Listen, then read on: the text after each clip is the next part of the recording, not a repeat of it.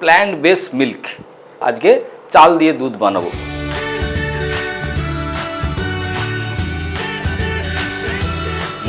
দারুণ গন্ধ। এই ফ্রুটসের সঙ্গে মিল্কটা মিশিয়ে দিলাম। চিয়া সিডটা কি বলুন তো, ফুল অফ ফাইবার।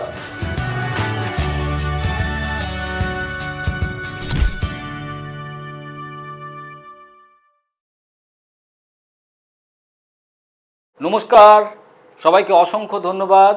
বাঁচা মানে কাঁচা এই প্রোগ্রামে বাঁচতে গেলে আমাদেরকে কাঁচা খাবার খেতেই হবে।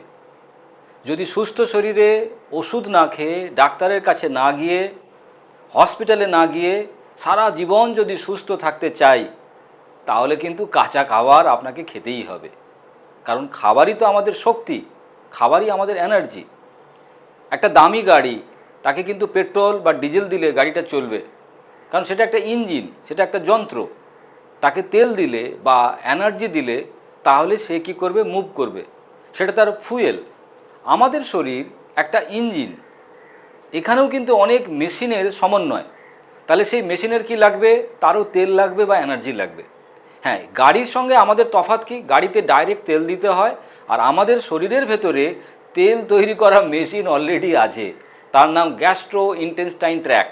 তাহলে গ্যাস্ট্রো ইন্টেস্টাইন ট্র্যাক সে নিজে নিজে কী করে, তেল বা এনার্জি তৈরি করে নেয়। এর জন্য কি লাগবে, কাঁচা মাল। কাঁচা মাল কি, কাঁচা মালটাই হচ্ছে আমাদের খাবার।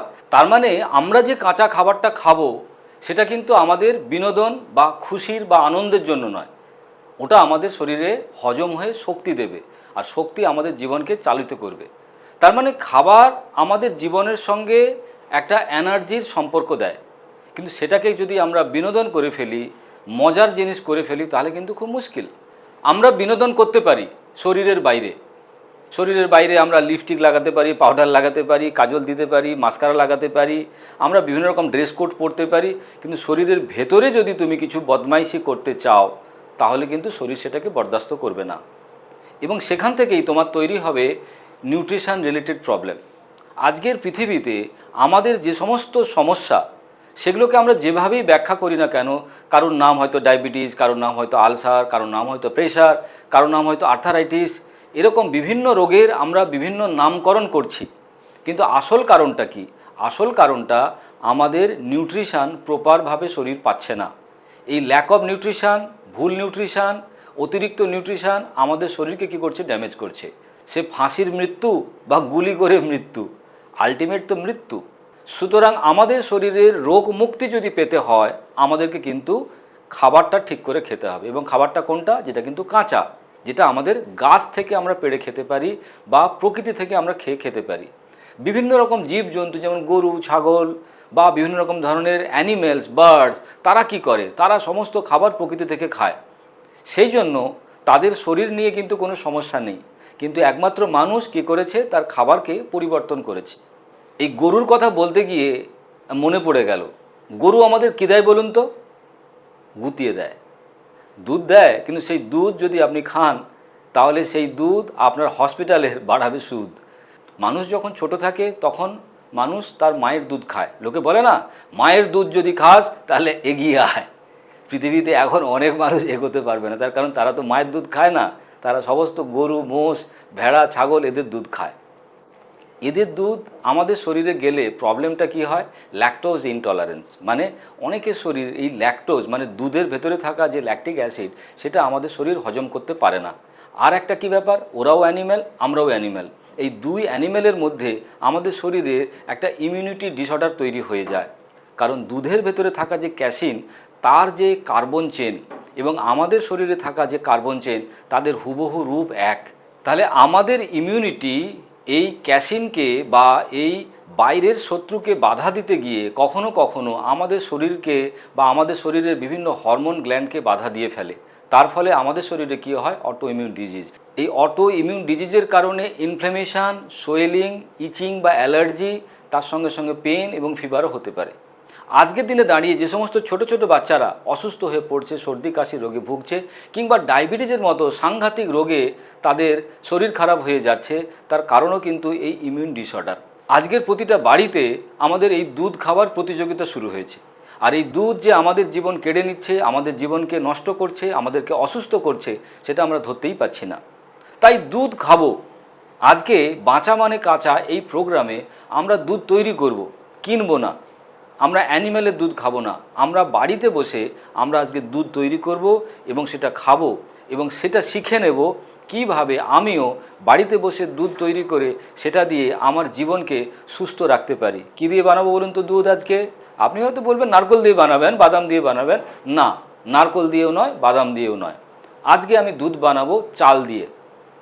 অনেকেই আমাকে ভিডিওতে লিখেছে, স্যার আপনি যে সমস্ত ভিডিওগুলো বানান সেগুলো অনেক দামি দামি, আমরা সাধারণ মানুষ, আমরা কি এগুলো খেতে পারবো? তো সেই জন্য সবার কথা ভেবে যাতে সবাই দুধ আরাম করে খেতে পারে, সেই জন্য আমরা কি করব, আজকে চাল দিয়ে দুধ বানাবো। আমি কি করেছি বলুন তো, গোবিন্দভোগ চালটাকে একটু ভিজিয়ে রেখেছিলাম সকাল থেকে, আজকে এই জিনিসটা বানাবো বলে। তাহলে আপনারাও 4-5 ঘন্টা এই গোবিন্দভোগ চালটাকে সুন্দর করে ভিজিয়ে রেখে দেবেন, তাহলে চালটা বেশ ফুলে যাবে। আমি একটু নারকেল নিয়েছি, কাটা নারকেল, দেখুন কয়েক টুকরো কাটা নারকেল, আর তার সঙ্গে একটু বাদাম। কেন বলুন তো বাদাম? তার কারণ দুধের মধ্যে একটু ফ্যাট তৈরি করতে হবে, কারণ চালের দুধে আমরা ফ্যাট পাবো না। তাহলে নারকেল একটু আর একটু বাদাম। আর এই চালের দুধটাকে মিষ্টি করবে কে? খেজুর। সেই জন্য আমি কয়েকটা খেজুর নিয়েছি। এই খেজুরগুলো কি করব, আমরা বীজগুলোকে ছাড়িয়ে রেখে দেব। যখন আমরা চালটাকে বাটবো সুন্দর করে, তখন কি করব, একটা বা দুটো আমার প্রয়োজন মতো খেজুরকে আমি মিশিয়ে নেব। দুধ বানানোর জন্য যে উপকরণগুলো আমরা দেখলাম, বুঝতেই পেরেছেন, গোবিন্দভোগ রাইস, তার সঙ্গে একটু নারকেল, একটু বাদাম ভিজিয়ে রেখেছিলাম, আর কয়েকটা খেজুর। এটা দিয়ে আমাদের তৈরি হবে একটা অসাধারণ প্ল্যান্ট বেস মিল্ক। মানে আমরা বাড়িতে বসেই এই দুধটা তৈরি করব এবং এই দুধটাতে কোনো সাইড এফেক্ট থাকবে না। কারণ আজকের দিনে দাঁড়িয়ে দুধে যে ধরনের ভেজাল, ভাবতে পেরেছেন, আপনার ছোট্ট শিশু, তাকে আপনি এই দুধটাকে খাওয়াচ্ছেন, সেই দুধ তার পেটে হজম হচ্ছে না, গ্যাস হয়ে যাচ্ছে, অ্যাসিডিটি হয়ে যাচ্ছে, তারপরে অটো ইমিউন ডিজিজ হয়ে ডায়াবেটিস, চোখ খারাপ, চুল উঠে যাচ্ছে, স্কিন ডিজিজ হয়ে যাচ্ছে। আমাদের এই দুধটা কিন্তু এইভাবে কষ্ট দেবে না। এই দুধ দিয়ে কিন্তু আমরা বিভিন্ন খাবারও বানাবো, বাচ্চারা কিন্তু এই দুধটা চেটেপুটে খাবে। সেটা চলুন আমরা দেখে নিচ্ছি এবারে কী রকমভাবে দুধটাকে বানাবো আর তা দিয়ে আমরা কী কী খাবার বানাবো। গরুর দুধ যেহেতু মানুষের খাবার নয়, মানুষ কিন্তু বিপদে পড়ছে, সেই জন্য আমরা খাবার নিয়ে বহু কিছু জিনিস লিখে ফেলেছি। খাবার যখন ওষুধ কখন, সেই ব্যাপারে এই বইটা লেখা। তাহলে আমরা যদি এই বইটা পড়ি তাহলে বুঝতে পারবো যে আমাদের শরীরকে সুস্থ করার জন্য খাবার কিভাবে সহযোগিতা করবে। এর সঙ্গে সঙ্গে আরও প্রচুর বই আছে, সুস্থ জীবন শরীর ও মন। তার মানে মন যদি ভালো না থাকে তাহলে কিন্তু সুস্থ থাকা খুব কঠিন। সুতরাং এই বইটা পড়তে হবে। আর বাঁচা মানে যে কাঁচা, কেন কাঁচা, এটাও কিন্তু পড়তে হবে। মাই ডিয়ার ফ্রেন্ড, এই জায়গায় আমি একটা সতর্কীকরণ করতে চাই, কারণ এই ধরনের বই বাজারে প্রচুর ডুপ্লিকেট বেরিয়ে গেছে। সেই জন্য ISBN নাম্বারটা আপনারা দেখে নেবেন। সো কোথায় পাবেন বই? ধারাসমীর.com কিংবা বিভিন্ন যে ডিজিটাল প্ল্যাটফর্ম আছে সেখানে, রকমারি.com, এই সমস্ত জায়গা থেকে আপনারা বইটা কালেক্ট করতে পারেন। বেসিক্যালি আমরা কি করব, চালটাকে প্রথমে বেটে নেব। গোবিন্দভোগ ভেজানো চাল, সেটা আমার প্রয়োজন মতো আমি নেব, যার যতটা দরকার। এর সঙ্গে আমরা একটু নারকেলটা কেটে রেখেছিলাম, কারণ সেটা একটু দিতে হবে একটু টেস্টের জন্য, আর কয়েক পিস বাদাম আমি অলরেডি ভিজিয়ে রেখেছিলাম। আর মিষ্টি করতে হবে এটাকে, সেই জন্য একটু খেজুর, কয়েকটা খেজুর, যেমন আপনি মিষ্টি খেতে চান তেমন আপনি দিতে পারেন। এরপরে আমাদেরকে একটু জল মেশাতে হবে ওর সঙ্গে, কারণ না হলে তো বাটা যাবে না। এটাকে আমরা বেটে ফেলবো এবারে, তাহলেই তৈরি হয়ে যাবে সুন্দর চালের দুধ। দুধটা মোটামুটি কমপ্লিট। এবার একটু ছেঁকে নিতে হবে, তার কারণ না হলে ওই ফাইন দুধটা পাবো না আমরা। আমি কি করেছি, একটা সুন্দর রুমাল রেখেছি, আপনারাও রাখতে পারেন। সেই রুমালে সাদা কাপড়ে এটা আমরা জাস্ট ছেঁকে নেব। তাতে কি হবে, ধরুন খেজুরের যে জিনিসটা বা চালের যেগুলো হয়তো গুঁড়ো হয়নি, থেকে গেছে, সেই জিনিসগুলো কি হবে, আমাদের দুধে আর যাবে না।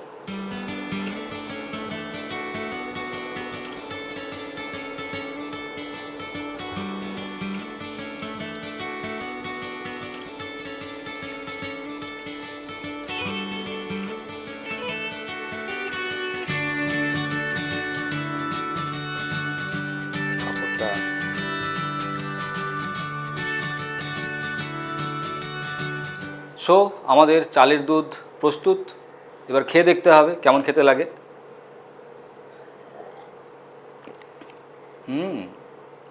যারা ওই দুধের গন্ধটা সহ্য করতে পারেন না তাদের জন্য তো ফাটাফাটি।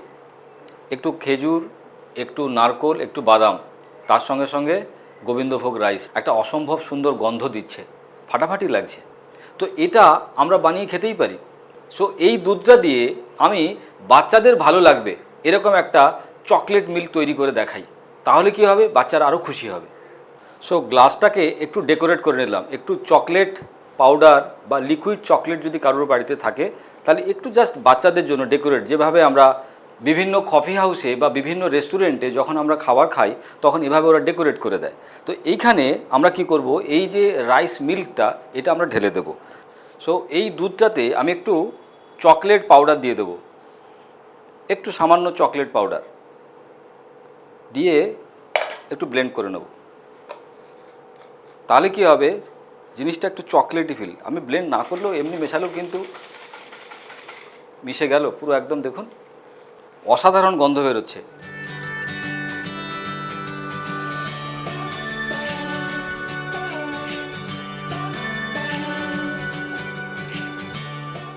ফাটাফাটি।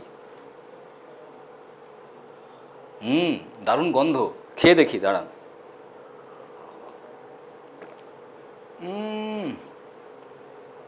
অসাধারণ অসাধারণ। ভেজালবিহীন নিজের বাড়িতে এরকম চকলেট মিল্ক শেক ভাবা যায় না। এরকম আমরা বানিয়ে খেতে পারি, অসুবিধে নেই। বাচ্চাদেরকে বানিয়ে দিতে পারি, তাদের শরীর স্বাস্থ্য খুব ভালো থাকবে। আমরা এই দুধটা দিয়ে আর কিছু জিনিস খেতে পারি, যেমন ধরনের একটু ক্রিম বানাতে পারি, বা আমরা একটু ম্যাঙ্গো দিয়ে ম্যাঙ্গো শেক বানাতে পারি, কিংবা আমরা এর সঙ্গে একটু কলা দিয়ে ব্যানানা শেক বানাতে পারি।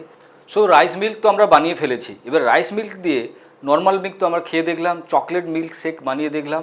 আমরা সকালবেলার একটা ব্রেকফাস্ট আমরা তৈরি করে খেতে পারি। তার জন্য আমার লাগবে একটা আপেল, একটা কলা, আর এখন তো বাজারে আম চলে এসছে, আমরা আম তার সঙ্গে দিতে পারি। আর এর সঙ্গে মিল্কটাকে একটু ক্রিম তৈরি করে, ক্রিমের মতো করে গাঢ় করে আমরা এই ফ্রুটসের সঙ্গে মিশাতে পারি। কলাটাকে আমরা একটু ছোটো ছোটো করে কেটে নিলাম, এর সঙ্গে আমাদেরকে দিতে হবে আপেলটা, কারণ বাচ্চাদের খাবার তো, তারা যদি একটু টেস্ট না পায় তাহলে তারা কিন্তু ভালোবেসে জিনিসটা খাবে না। তাহলে ছোট ছোট টুকরো করে আপেলটাকে এর সঙ্গে মিশিয়ে নিলাম। আমরা একটু এই মিল্কটার সঙ্গে একটু কলা মিশিয়ে নেব, তার কারণ কি বলুন তো, মিল্কটাকে বা দুধটাকে একটু গাঢ় করার জন্য, একটু ক্রিমের মতো তৈরি করব। দুধ আর কলা একটু মিক্সড করে নিই ক্রিমের জন্য।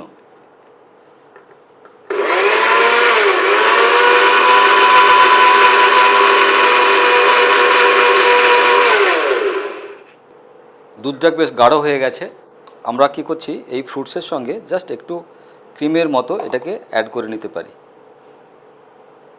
এইভাবে এই ফ্রুটসের সঙ্গে মিল্কটা মিশিয়ে দিলাম। একটা কথা আপনাদের বলা হয়নি, আমি অলরেডি চিয়া সিডটাকে আগে ভিজিয়ে রেখেছিলাম, কারণ চিয়া সিডটা কী বলুন তো, ফুল অফ ফাইবার। এই ফাইবারটা আমাদের বাচ্চাদের বা সবার জন্য অত্যন্ত প্রয়োজনীয় জিনিস।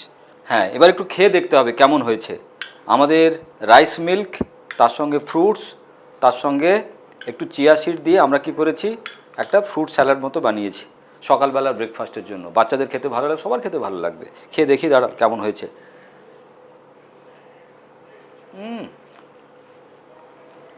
আমের মিষ্টি স্বাদ, তার সঙ্গে কলা, চিয়া সিড আর এই রাইস মিল্ক সব মিশে ফাটাফাটি হয়েছে, ফ্যান্টাস্টিক। মানে একটা হেলদি খাবারের নিদর্শন। মানে আমরা যদি নিজেদেরকে সুস্থ রাখতে চাই, রোগমুক্ত রাখতে চাই, তাহলে এর বাইরে আর কোনো রাস্তা বা সমাধান হতে পারে না। অনেকে হয়তো বলবেন চালের দুধে কী এমন ভিটামিন আছে? Vitamin B1, B2, B3 and B6 এই চালের দুধের মধ্যে আমরা পাবো। এর সঙ্গে প্রচুর ফসফরাস, প্রচুর ম্যাগনেসিয়াম, প্রচুর জিঙ্ক আমরা এই মিল্ক থেকে পেতে পারি। এর সঙ্গে যেটা সবথেকে যেটা বড় আমাদের পাওয়া, ল্যাকটোজ ফ্রি। তার ফলে এটা আমাদের কোনো ক্ষতি করবে না এবং লো ফ্যাট। কারণ মিল্ক যেভাবে হাই ফ্যাট, যেভাবে আমাদের ওবেসিটি বাড়িয়ে দেয়, ডায়াবেটিসের প্রবলেম তৈরি করে দেয়, সেটা কিন্তু এই রাইস মিল্ক করবে না। সুতরাং আমরা প্রতিদিন নির্ভেজাল যদি দুধ খেতে চাই তাহলে কিন্তু আমরা এই রাইস মিল্ক বানিয়ে খেতে পারি। মাই ডিয়ার ফ্রেন্ড, আমি এরকম প্রচুর খাবার আপনাদের জন্য নিয়ে আসছি একটাই উদ্দেশ্য, যাতে আমরা সুস্থ শরীরে থাকতে পারি। কারণ খাবার আমাদের ওষুধ। খাবার যদি আমরা ঠিকমতো না খাই তাহলে দিল্লি, বম্বে, চেন্নাই যেখানেই যাই সুস্থ আমি হতে পারবো না। অনেক টাকা ইনকাম করেছি, অনেক পড়াশুনো করেছি, কিন্তু আমরা খুব বোকা, খাবারটাই শরীরে ঠিকমতো করে খাইনি। তাহলে খাবার যদি ঠিকমতো করে খাবার যায় তাহলে কিন্তু রোগ আমাদের হবে না। এবং সেই জন্য বাঁচা মানে কাঁচা। কাঁচা খাবারই হচ্ছে আমাদের শক্তি, আমাদের বেঁচে থাকার ওষুধ। তাহলে কাঁচা খাবার না খেলে আমরা কিন্তু দীর্ঘায়ু লাভ করতে পারবো না বা সুস্থ হতে পারবো না। সো আমার সঙ্গে প্রচুর মানুষ যোগাযোগ করেন ডায়াবেটিস নিয়ে। অলরেডি তার জন্য আমরা একটা ওয়েবসাইট তৈরি করেছি, www.dharasamit.com কিংবা fionaharbas.com। সেখানে গিয়ে কিছু সাধারণ প্রশ্নের উত্তর দিন, আপনি কিন্তু ডায়াবেটিসের সমাধান পেয়ে যেতে পারেন। কারণ ডায়াবেটিস মানে বুঝতে পারছেন খাবার সমস্যা, তার সঙ্গে পেটের সমস্যা আর কিছু ডিটক্সিফিকেশান। তাহলে সেটা যদি আমরা ঠিকমতো করে করতে পারি তাহলে কিন্তু আমরা ডায়াবেটিস মুক্ত শরীর পেতে পারি। এছাড়াও যে বিভিন্ন রকম সমস্যা আমাদের আজকের দিনে দাঁড়িয়ে, সেগুলো নিয়ে যদি আপনারা কথা বলতে চান আমার সঙ্গে ডিরেক্টলি কথা বলতে পারেন, নিচে দেওয়া নাম্বারে যোগাযোগ করতে পারেন কিংবা টেলিফোনিক কমিউনিকেশনও করতে পারেন। আপনারাও কিন্তু বাড়িতে এই রাইস মিল্কটা বানাবেন আর আমাকে কমেন্ট করে জানাবেন খেতে কেমন লাগলো এবং আপনাদের কতটা পছন্দ হয়েছে। আজকে আমি আমার ভিডিও এখানেই শেষ করছি। আগামী দিনে আবার এরকম প্রচুর খাবার নিয়ে আপনাদের সামনে আসবো এবং বানিয়ে দেখাবো সেই খাবারটা কেমন করে খেতে হয় এবং সেই খাবার খেলে কেমন করে আমরা রোগমুক্ত, অসুখমুক্ত, ওষুধমুক্ত থাকতে পারি, সেই ব্যাপারে আমরা কিন্তু কথা বলবো। সো আজকে এখানেই আমরা ভিডিও শেষ করছি। নমস্কার, ভালো থাকবেন।